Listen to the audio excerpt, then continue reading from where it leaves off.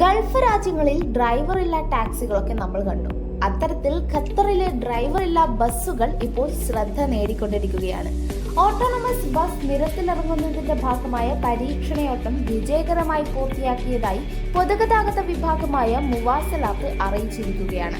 ഡ്രൈവറില്ലാതെ സാങ്കേതിക സംവിധാനങ്ങൾ മാത്രം ഉപയോഗിച്ച് നിയന്ത്രിക്കുന്ന ഓട്ടോണമസ് ബസിന്റെ സ്റ്റാൻഡേർഡ് ട്രയൽ ഓപ്പറേഷനാണ് വിജയകരമായി പൂർത്തിയാക്കിയത്. കഴിഞ്ഞ സെപ്റ്റംബറിലാണ് ഓട്ടോണമസ് വാഹന പദ്ധതിക്ക് മന്ത്രാലയം തുടക്കം കുറിച്ചത്. കുറഞ്ഞ ഊർജ്ജ ഇന്ധന ഉപഭോഗം, കാർബൺ പുറന്തള്ളൽ കുറയ്ക്കൽ, കുറഞ്ഞ നിരക്കിലെ ഗതാഗത അപകടങ്ങൾ, മെച്ചപ്പെട്ട ജീവിത നിലവാരം എന്നിങ്ങനെ നിരവധി നേട്ടങ്ങൾ കൈവരിക്കുന്നതിന് സ്മാർട്ടും പരിസ്ഥിതി സൗഹൃദവുമായ ഗതാഗത സംവിധാനങ്ങൾ ആവിഷ്കരിക്കുകയാണ് മന്ത്രാലയത്തിന്റെ പദ്ധതിക്ക് പിന്നിൽ. സെൻസറുകൾ, ഹൈ ഡെഫിനിഷൻ ക്യാമറകൾ, ലേസർ, അൾട്രാസോണിക് റഡാറുകൾ എന്നിവ ബസ്സുകളിൽ ഘടിപ്പിച്ചിട്ടുണ്ട്. ഇതിലൂടെ യാത്രക്കാരുടെ സുരക്ഷ ഉറപ്പാക്കുകയും ചെയ്യുന്നു.